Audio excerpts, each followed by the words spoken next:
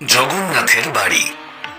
দীর্ঘকাল ধরে অগণিত মানুষ দারু ব্রহ্মকে চাক্ষুষ করার বাসনায় উপনীত হয়েছে চার ধামের অন্যতম শ্রীক্ষেত্রের শ্রীমন্দিরের পবিত্র প্রাঙ্গণে। এই ক্ষেত্রের গড়ন অনেকটা ডানহাতি শঙ্খের মতো, যার কেন্দ্রের নীল পর্বতে রয়েছেন জগন্নাথ। প্রায় 10 একরের সুবিশাল এই মন্দির চত্বরটিকে দুর্গের মতো রক্ষা করছে দুটি প্রাচীর।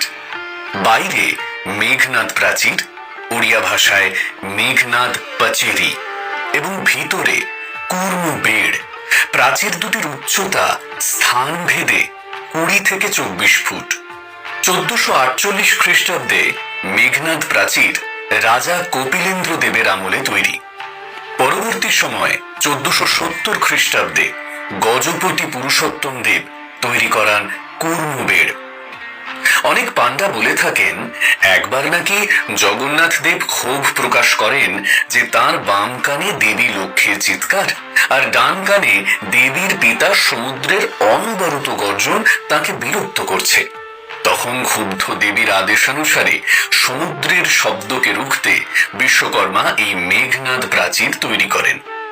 যদিও লক্ষ্মী পুরাণ মতে এই প্রাচীর জগন্নাথ দেব স্বয়ং নির্মাণ করেন, তবে এটা সত্যি যে এই প্রাচীরের ভিতরে সমুদ্রের শব্দ শোনা যায় না।